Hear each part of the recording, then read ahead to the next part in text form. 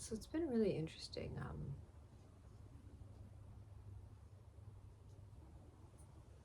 Ever since I was a young child, people get really triggered by me. They either really, really love me, or something in me triggers their being. And we are all just reflections of one another. And the interesting thing is, if you look at people like Pontius Pilate, who ordered the crucifixion of Jesus, as soon as he was done, he washed his hands. A man knows when he's guilty and he's done something wrong. Always trying to wash those hands. Wash those hands clean. You see it all over. Those that hoard, the sick ones. You see all their intentions, all their agendas. Oh, I have this charity. Oh, I'm putting this. Oh, what are they doing? It's just making up for their guilt. Making up for their guilt for the actions they actually accrue in different areas of their lives. They want to wash their hands clean here. What if there's something else beyond this place? Oh, what about the good deeds I've created? That's why you see so many sick people doing charity, and visible charity. Behind closed doors for thy neighbor in silence and all of this, you won't see it being done. But as long as there's a name, a title, a stamp, they're like, oh, I can't wait, please put my name on there. I'm so charitable. I'll pretend like I'm donating to your towns, but I lit them on fire, all these types of beautiful things.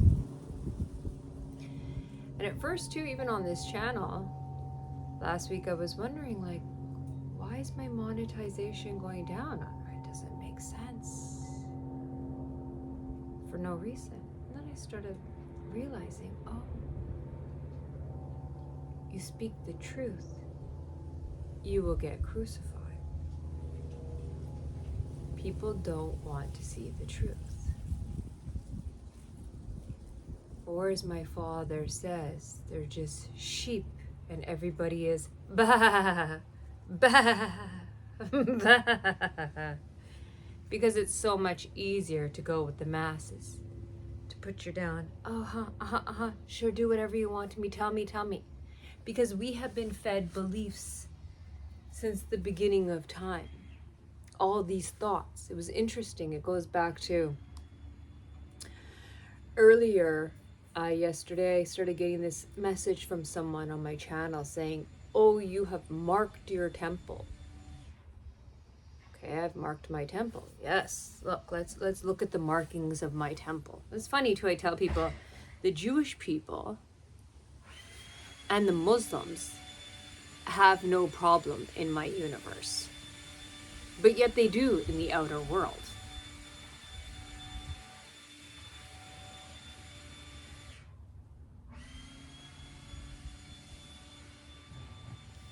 My neighbors always have to be busy because they don't know how to be in silence. So we just sit through it. I deep meditate. That's another thing I've learned. In my deep meditation, as soon as I get into these deep meditations, it's like they're lighting up the cigarette. I'm deep breathing. Normal mind will be like, oh my God, what is this smell? Why? Now Camellia just holds her breath, lets it go. It is what it is. Just like that was what it was. And it'll go away too. This too shall pass, like Abraham Lincoln says, which goes back to, I have that tattoo too, to the person who says, I mark my body. I got God's child on here. I got Maktub. No Muslims, no Jews fighting on my body. Oh, I got a whole bunch of Chinese tattoos all along my neck too. So there's some more for you. Nobody's fighting on this body.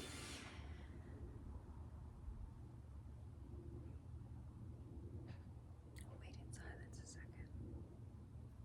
Sometimes when you go into silence, they just, they kick it. They think you're done.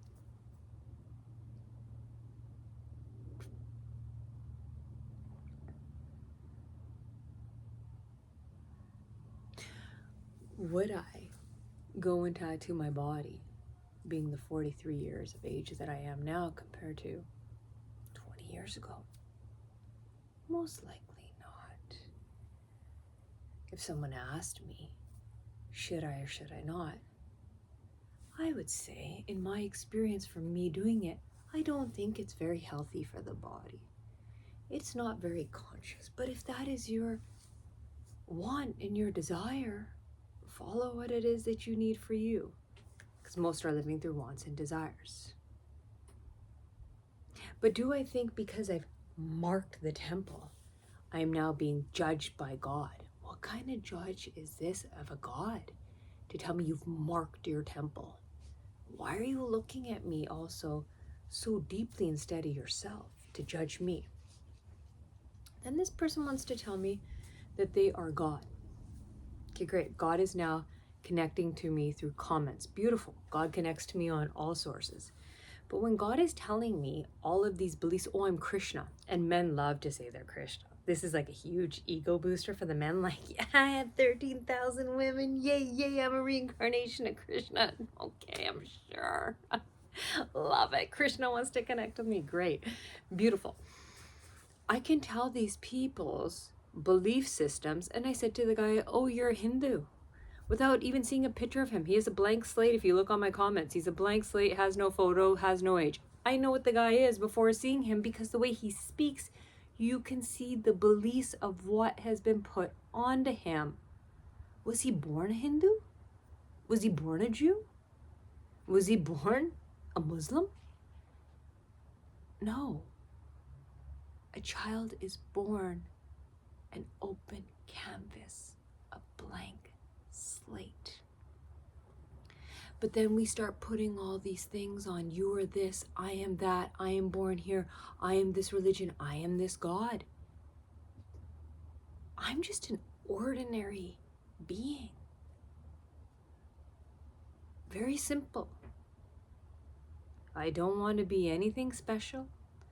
I am not extraordinary. I don't want to be famous. I just want to be me. We are all born unique, but in order to herd the masses and make them all the same as bah, bah, bah, don't listen to me. Experience everything for yourself. See, this is why people come for me too, because I have no religion, no caste, no color, no nothing. I'm just an energy. Okay, if you ask me in the worldly world, oh, what nationality are you? Okay, my parents were born Indian. My parents never took me to any religion and said, you must be this, you must be that. I was actually born really free, where my parents took me to all churches, mosques, everything said, you respect all the energies of being, but you choose what you want to choose or what you don't want to choose. And like my father, I chose to be choiceless. I chose to be free, because as soon as I start saying to you, I am this, I am that, you are this, I start separating you from me. Right away, there's a division. As soon as there's a division, how can there be love? How can there be love if I am labeling you, and through those eyes, through our differences, I'm now seeing you? I have already created separation. Why would I want to do that? I just want to get close. I just want our energies to be that of love and compassion and creativity, freedom, authenticity, everything that is our birthright.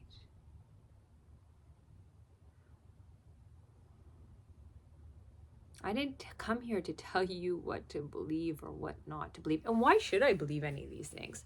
18 years of the Bible was written out when Jesus, there's a tomb in Kashmir where he taught meditation. Why is Christianity or Catholicism or any of these cults in the West so against this? Because they don't want you going within.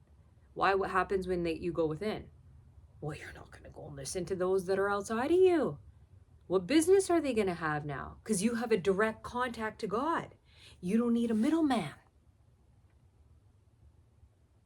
You don't need someone to tell you, oh, your God's telling you this, your God's going to tell you this, oh, if you don't do this ritual, oh, if you don't do this, oh, if you don't go to the Hindu temple and you do this, the ritual of whatever, you're not going to be rich, or, you know, Lakshmi is going to be so pissed off at you. Like, what?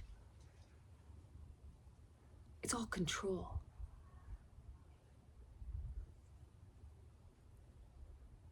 They don't even own themselves. How can they own you? How can they tell you what to do? They don't even have a direct contact to God. See, meditation. I've been doing this incredible meditation. Actually, Ravi Shankar has on his YouTube channel, if you can find this 7 chakra meditation.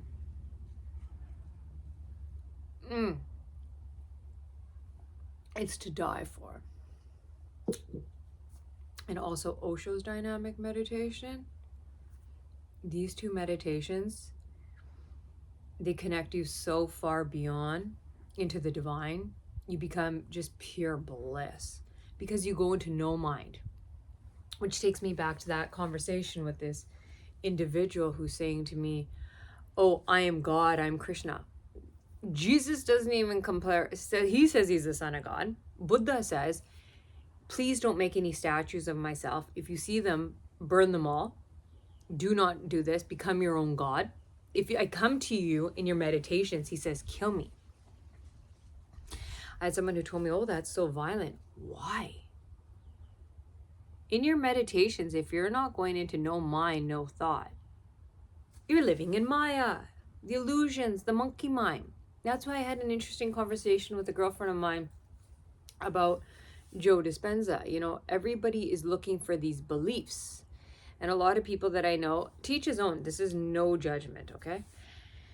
A lot of people, I'm sure, get stuff out of his thing, but they keep going back, like Alcoholics Anonymous, right?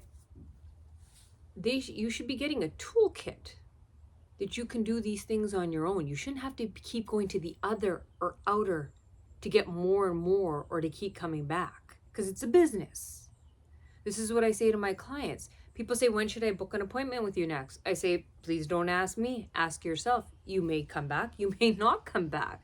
But this is beautiful. Take what you need for you. Already you're planting the seed where you're looking for the other to tell you what to do. I'm not here to tell you what to do. And in these belief systems that they have in these workshops, it's, oh, this other person is going to heal you. Oh, when you go into this meditation, you're going to have this vision and extraterrestrials and all these things come to you and all this. I don't need no extraterrestrials. Actually, to deal with me is enough in this one birth. Plus all the other stuff I've carried from other births. To have these visions, because the mind will keep on looking for all of these things. Oh, I felt this. Oh, I felt that. Oh, I went there. Oh, I saw that. Oh, I got this download. And what happens, like Buddha says?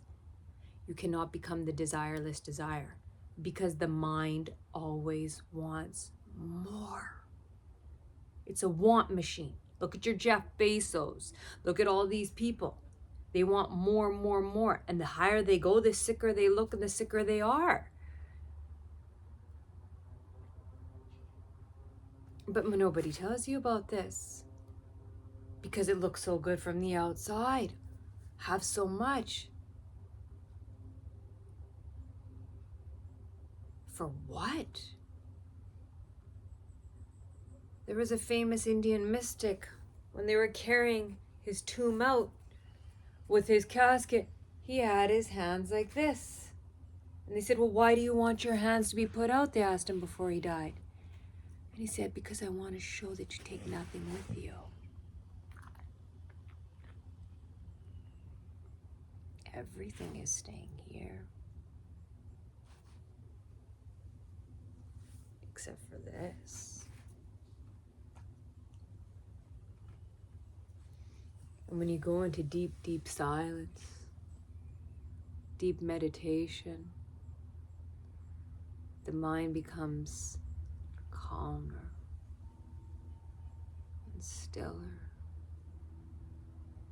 and free. And then you're not chasing anything, wanting this, becoming that, doing that. It's not to say that you're not creative. You're actually your most creative. It's like at a pinnacle, you're like an explosion.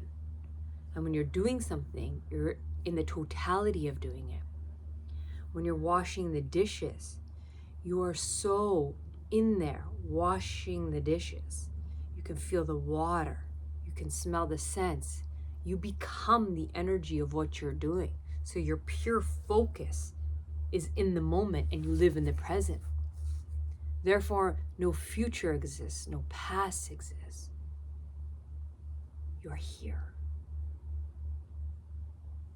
And when you're here and now, you're conscious, you're aware, you're alert. Therefore, mistakes cannot be made. Or if they're mistakes that are made, you see what they are and you can, as my father says, nip them in the bud. Camellia, you need to nip it in the bud.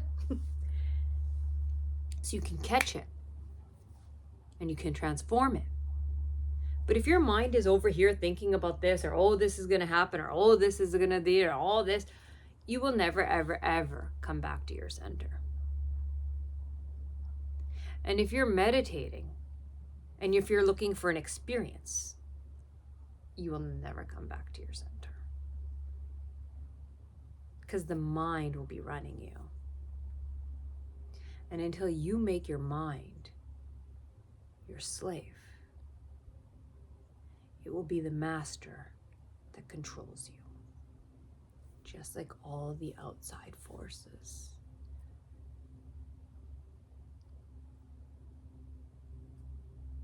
I'm not driven by money.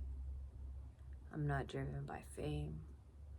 I'm not driven from what I can get from you because I have no agenda. When you have no agenda, you're just pure consciousness. To breathe is such a gift. To see these beautiful plants and to be in their existence, in their presence, you have so much gratitude.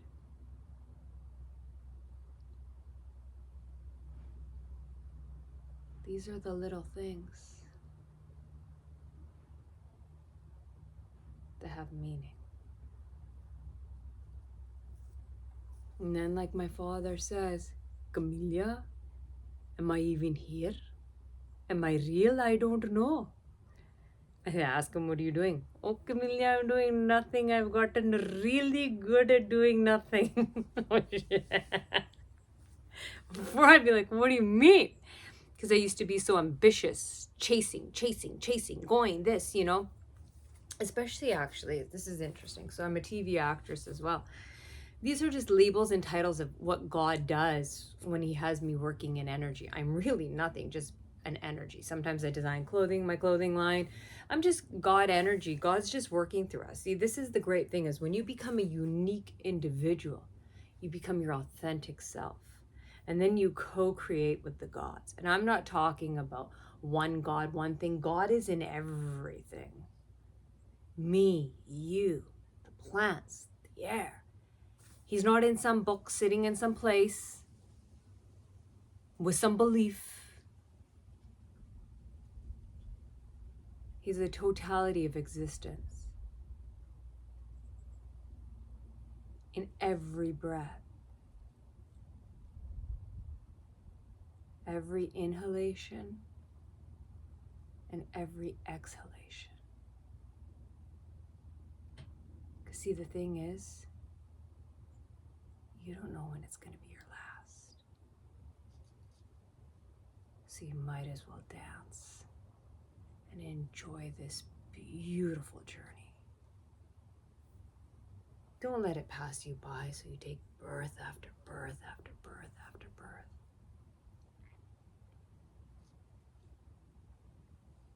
See, this is the thing, when I was on TV sets a lot, all these famous actors used to look really miserable. And it was interesting, a lot of them wanted to be around my energy. And I couldn't understand why. And it's because you can have everything in the outer world, but if you don't have yourself, if you don't have that inner silence, that inner bliss, that inner contentment, you have nothing.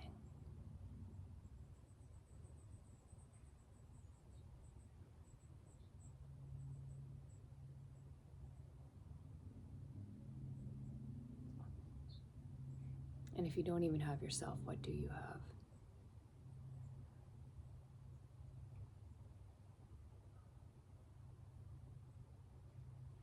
And it was interesting during COVID time, actually.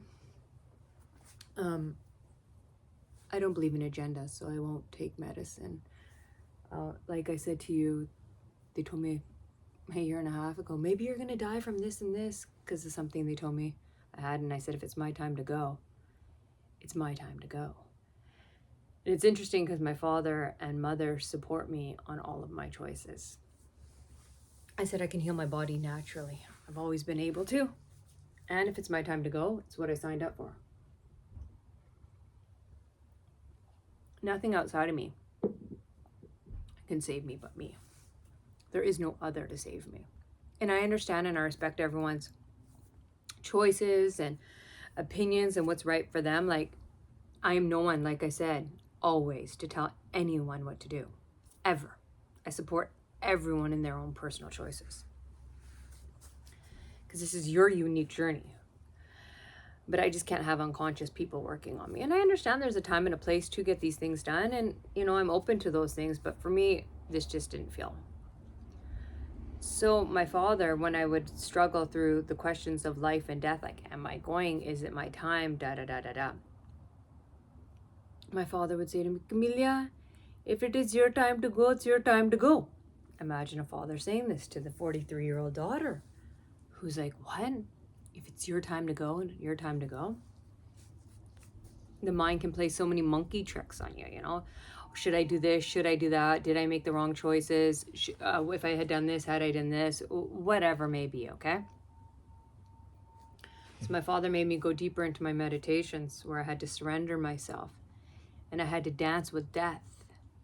And I had to laugh in the face of death and say, okay, if you want me, come get me. And that was a big thing for me, because most of man is afraid to die, so into the unknown, looking for someone else to save them, tell them something, label them, give them something, diagnose them, you name it. Everyone's looking for something on the outer. So I had to go so deep within.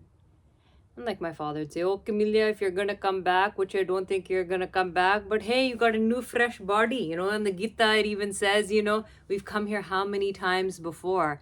How many times will we come back? And I knew, because this was one of my last births, if not my last birth, that I had to detach myself from all attachments in all ways. And that's probably the reason I never got married. I knew ever since I was very young, even though I was healing a lot of childhood traumas and things like this when I was younger, I knew my journey this lifetime was not to have children or to get married. I also don't believe in the institution of marriage. How can you make a contract on the outside of people who don't even know you to tell you what love is? You're telling me how to live my life. You want to tax me on it. You want to tell me what love is, and you're getting a middleman into your relationship. As soon as you lock someone into something, and we see it happening all over, as soon as you lock someone into something, they feel the choke chain. What happens? People want to get free. Can't handle it. People should either want to be there because they want to be there, like two birds on a tree. We fly together for the day. We sit together on the tree. If that bird wants to go and fly free, let the bird fly free. Don't try to cage him. Don't try to put rules on him. Don't try to get some other bird to come into the other situation and tell this bird how these two birds should live. What does anybody know about your love? You don't even know anything about your own love because you don't even know yourself. So you're looking for someone else yet again to put rules and conditions on you to give you the illusion of security. There is no security in this life. As soon as you start gambling with life, And I'm not talking casinos. I'm talking real gambling, living totally, truthfully, authentically, lovingly, creatively. Surrender. That's when you don't need anyone in the outside world, any of these business people telling you how to conduct your life. Because then you become the disciple of yourself. See, when you garner all that energy, all that power, you don't want to go telling other people what to do. That's for puppets. Puppets who have inferiority complexes want to go out there, you got to do this, you got to do that, you got to do this. No, I got to do me. You do you. I'll do me. And when you do me and you're living in this frequency, in this alignment, you don't have to think about what's right and wrong because your inner being knows. You're so connected to a God source that you can only do things that are loving. Like a friend of mine, we went for a walk on the ocean. And I can walk on most things, rocks, barnacles. I ground a lot. I even walk when it's wintertime and it's snowing on the ocean, barefoot. You know, mind over matter. They do a lot of my dental work. I haven't taken freezing for 20 years because I just can leave my body, mind over matter.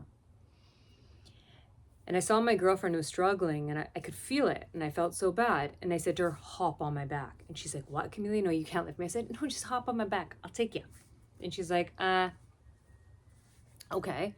So I hop on the back and I cut up all my feet. And, you know, I usually never cut up my feet, you know, like, oh, you can see it. Whoops, there's a cut there. I cut up my feet and all of this because in that moment, I just wanted to help my friend. I wanted her to be okay. There was no me or her.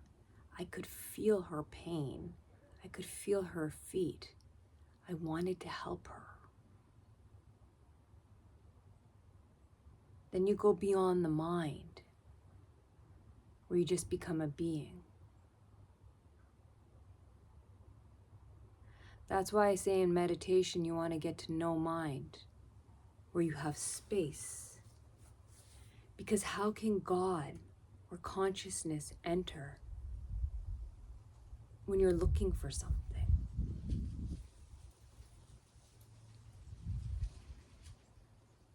It's only when you're not looking that you find. Like Kabir, the famous mystic, said, when I was looking for money, money was running from me. Now that I'm running from money, like my father says, money's coming to me. There's nothing to chase. There's nothing to do. Just to relax. To be grateful. To enjoy all this beauty in the world. Don't let them tell you about all this negativity and this is dark and they're doing this to that. No, go out and spread joy in the universe. Dance. Love your community. Help your seniors. Nourish your body. Like I have a beautiful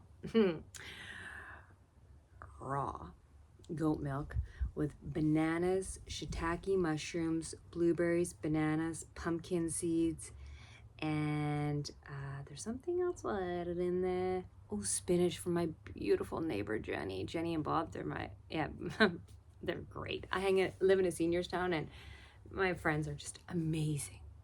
I nourish my body. I nourish my mind.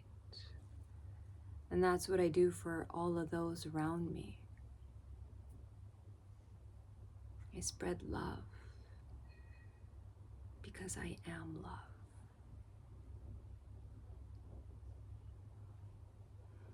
I don't need any religion, any beliefs, any titles, any rankings. I'm just a child of wonder, experiencing this beautiful universe. a spiritual being having a human experience.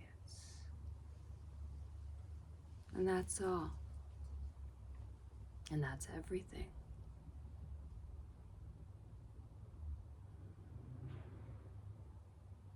So dance. Dance with existence. Enjoy. Share. Create. Be in silence. Ground. Plant things. Water things. Love things.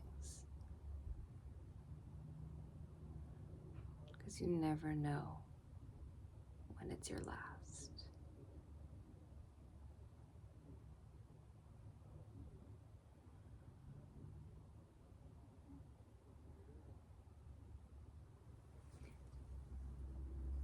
Shall we read something?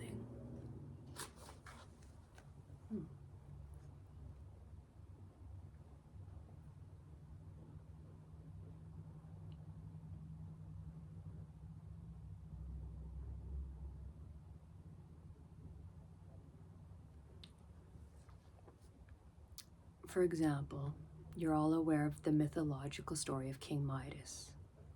His only prayer for years was that he should be granted the power that whatever he touches turns to gold. Years came and went, his prayers went unheard. He became more and more impatient, started fasting, started practicing all types of austerities to force the gods to grant him the power he had been seeking for years. He also thought that what he was asking for was tremendously beautiful and great. If you were given the chance, you would also accept the opportunity immediately without hesitation. Finally, the prayer was heard, and his wish was fulfilled. He became capable of changing anything into gold.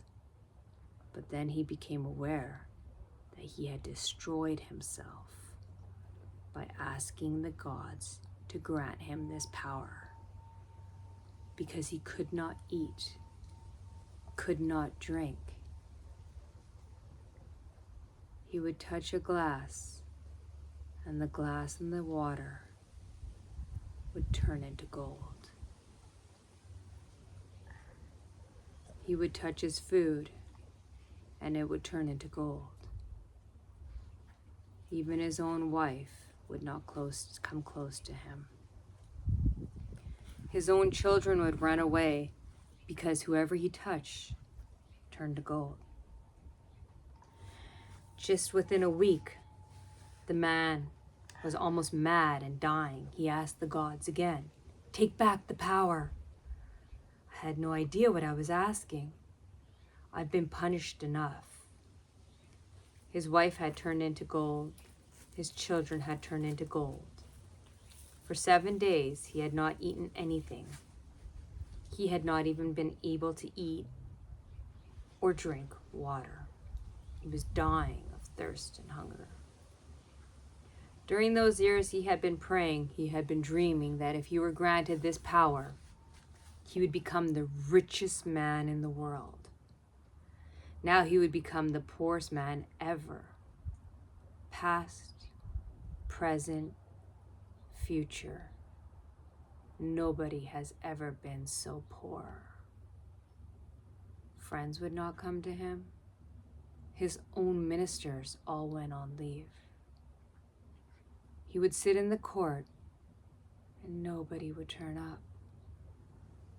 He was left alone, and he had always been surrounded by people.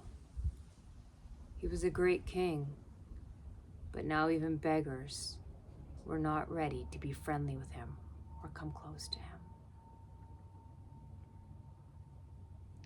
There are many mythological stories of the same type in all languages, and they're not simply stories. They are descriptions of our unconscious mind. Unless you are fully conscious, your prayer is going to be a punishment if it is fulfilled. Because from where will it come? And the moment you are fully conscious, you will not ask anything, because the greatest treasure has already been given to you. A Buddha asks for nothing. He does not pray. He has no prayer. He has no God. He is utterly fulfilled and contented. He has no desire. He has nothing to ask. He is no longer a beggar. The man of consciousness becomes an emperor. But millions of people who are praying in the temples, in the churches, in the mosques, in the synagogues, should give a little bit more thought to what they're asking for. And if it is fulfilled, what will be the consequences? They are bound to take their prayers back because all their desires are arising out of their deep unconsciousness. They don't know what consequence, what will be the ultimate result.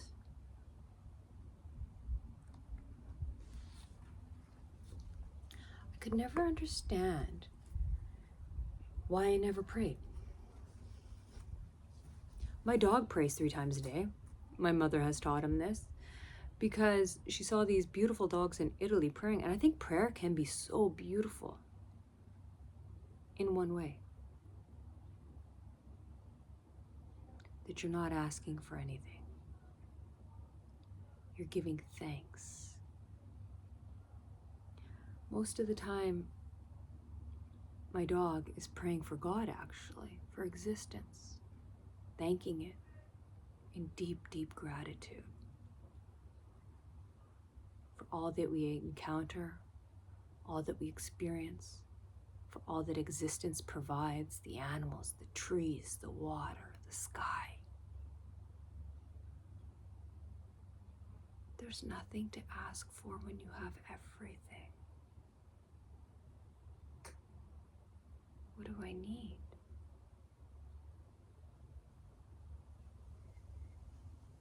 Nothing.